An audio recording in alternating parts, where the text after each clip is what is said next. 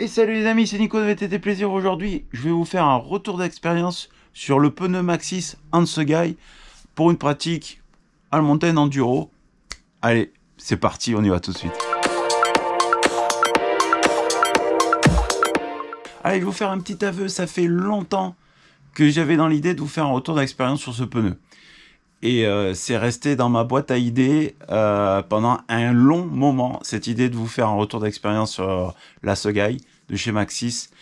Et au début, je pensais pas trop vous le faire parce que c'est un pneu qui est sorti il y a longtemps.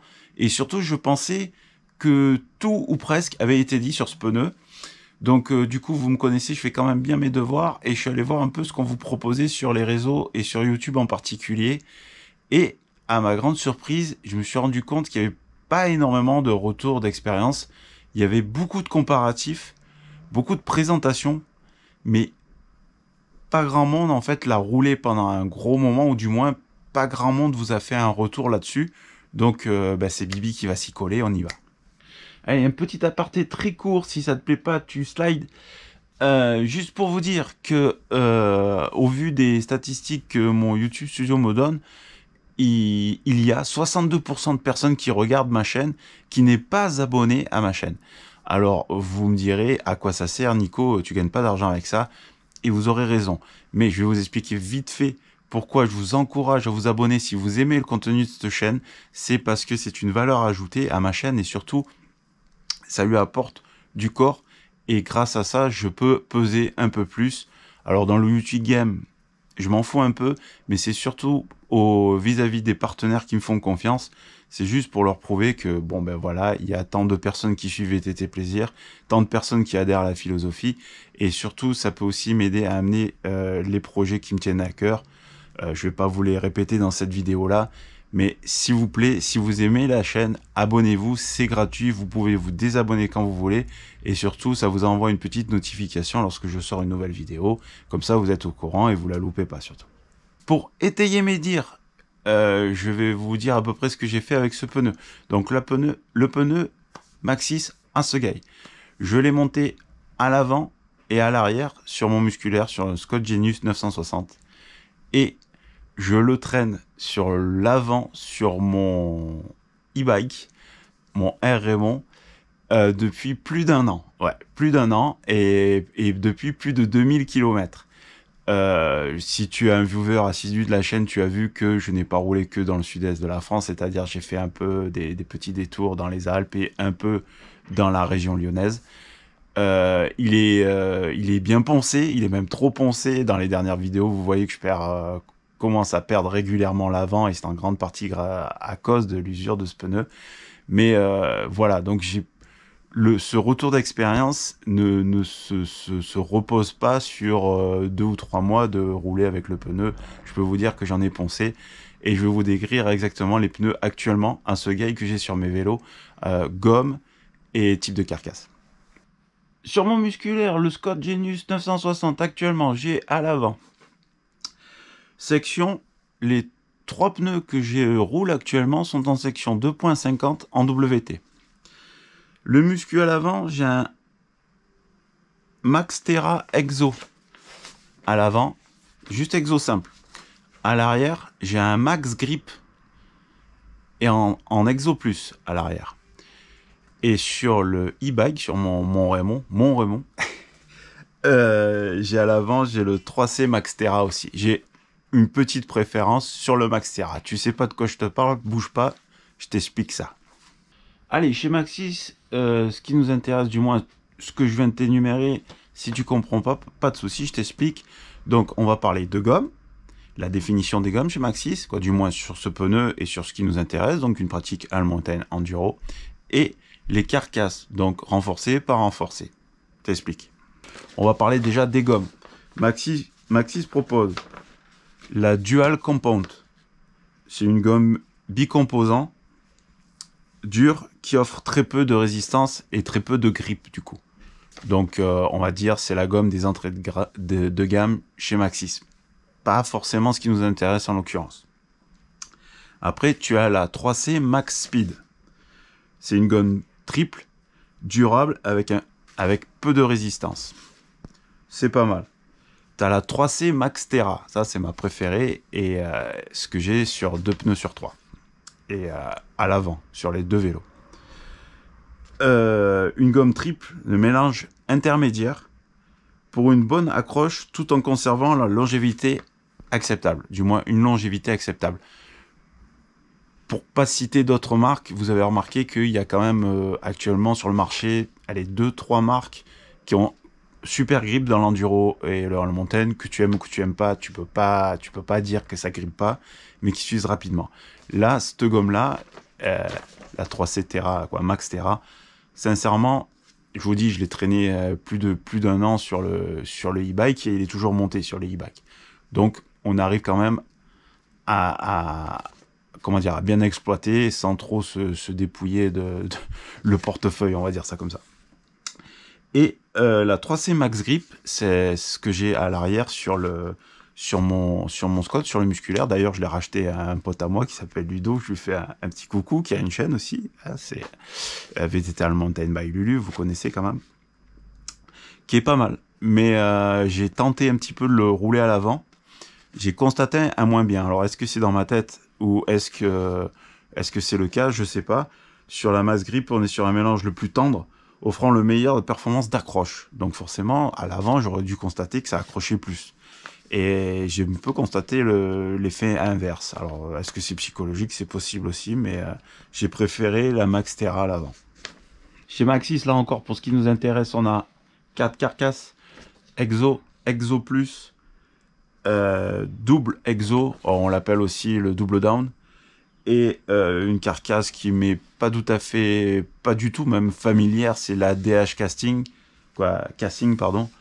Et c'est vraiment une carcasse que j'utilise pas parce que je ne pratique que très rarement la DH et encore c'est en bike park. Donc est-ce que vraiment on doit appeler ça DH? Pas vraiment. Moi, j'oscille entre l'Exo et l'Exo Plus. Pourquoi? Parce que j'ai quand même besoin d'une carcasse assez protégée. Je vais pas vous faire la définition. Au fil de la vidéo, je vais vous montrer un peu des coupes de carcasses. Comme ça, vous allez pouvoir un peu voir les différences entre les carcasses quand même. Ça sert à rien que je vous lise un papier et que je vous fasse le détail, sincèrement. L'Exo Plus, pourquoi? Parce que c'est le bon rapport qualité-prix pour moi dans ma région. Vous avez vu qu'il y a quand même un petit peu de cassant. On a beaucoup de terre et de descentes chapées, donc et de plus en plus d'ailleurs dans la région et dans le coin, c'est super. Mais on a toujours ces petits cailloux taillés un peu façon silex qui sont toujours prêts à vous découper un pneu. Jusqu'à présent, je touche du bois, je m'en sors bien. Le double down, c'est super. Le problème du double down chez Maxxis, c'est que ça fait monter la note. Donc quand je peux taper un double down pas trop cher, j'y vais volontiers. Sinon, je reste dans ma gamme de prix Exo Plus. Pour être tout à fait complet, quand je vous ai annoncé ma section de pneus, je vous ai dit que c'était des 2.5 WT. WT, en gros, ça veut dire que c'est une carcasse qui est optimisée pour des jantes de largeur intérieure de 30 à 35 mm.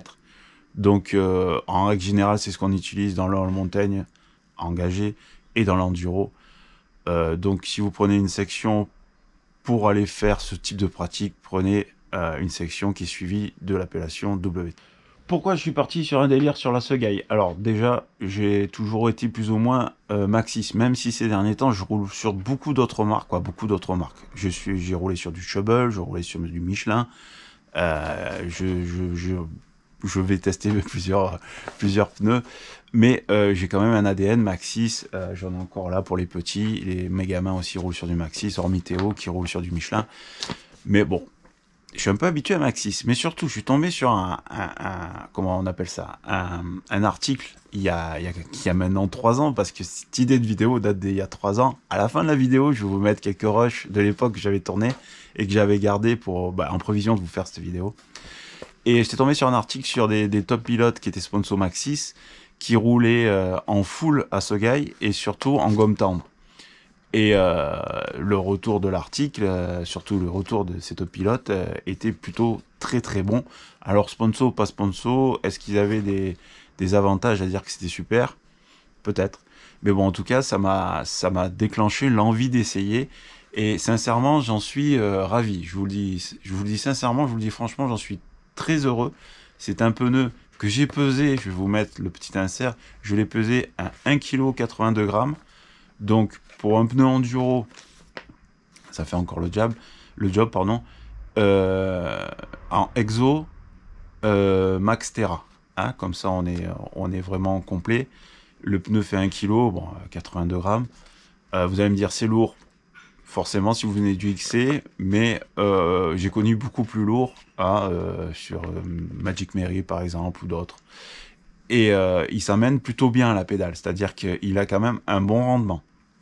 Après, je vous rassure, il va falloir quand même pédaler. Hein. Il pédale pas tout seul, le garçon, même sur un e-bike. Mais il s'amène plutôt bien. Les crampons sont pas énormes, donc il va pas trop vous freiner au pédalage. Vous allez pouvoir garder votre inertie. C'est déjà bien. Un pneu enduro qui vous fatigue pas pour les liaisons, c'est déjà pas mal. Alors vu que j'étraîne ces pneus depuis un moment, et surtout sur les deux vélos, j'ai eu la chance de pouvoir le tester pratiquement sur tous les terrains, hormis la neige. Sinon, je l'ai testé sur tous les terrains. Alors, vous le savez, je vais le répéter une énième fois, dans le sud-est de la France, on fait pas des sorties comme dans le nord-est de la France. On n'a pas de la boue tout le temps. Donc, on mettra de côté l'utilisation sur la neige et dans la boue. Comme ça, au moins, ça sera clair pour tout le monde et il n'y aura pas anguille sous roche. Mais j'ai roulé sous la pluie avec ce pneu. Et je pense, et je peux même vous l'affirmer, c'est là où il m'a le plus bluffé. C'est-à-dire que sur les dalles calcaires et sur les cailloux roulants qu'on a régulièrement, nous, chez nous, sur nos spéciales, je suis resté bête parce que quand même, il adhère. Alors, il a ses limites. Ça reste un pneu. Il colle pas. Mais moi, j'arrive à pratiquer ce que j'appelle le pilotage rail. Je suis désolé du vocabulaire. J'ai trouvé que ça pour définir ce que j'adore comme pilotage. Et même sous la pluie, il tient le cap. Il tient le cap. Voilà. Et sur l'arrière, il est assez prévenant. C'est-à-dire que il va arriver un moment, il va quand même décrocher, faut pas rêver, mais il est prévenant, c'est-à-dire qu'on on peut anticiper le décrochage, et ça c'est plutôt sympa, quand on sait que le pneu va décrocher, on peut anticiper. Donc ça j'ai bien aimé. Sur le sec, et chez nous quand on dit sec, c'est vraiment en limite poussière, voire poussière. Pareil, ça se comporte très bien, dans la limite du raisonnable. Maintenant, si on fait une faute de pilotage, le pneu, il va essayer de rattraper tout ce qu'il peut. J'en ai fait une dernièrement dans une vidéo où on voit vraiment l'avant décroché. Alors on n'était pas sur du sec et on n'était pas sur l'humide, on était entre deux. Mais l'avant a décroché et je ne sais pas pourquoi. Intervention divine, d'un coup il a raccroché. Pourtant plus d'1 an dans les dents le pneu.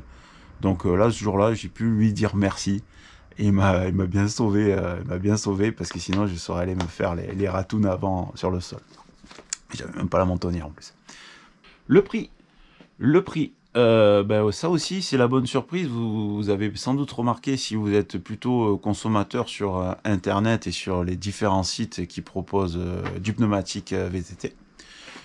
En règle générale, il est souvent régulièrement en promotion. Donc, pour les qualifications que je vous ai données, c'est-à-dire en protection de exo jusqu'à double down, avec ou de la Max Grip comme gomme, ou de la Max Terra, on parle bien sûr, on rajoute le 3C à l'avant. Hein. 3C, Max Terra, 3C, Max Grip, hein, comme ça je suis complet jusqu'à la fin. Mais j'ai dû déjà vous passer les petites images, c'est marqué dessus.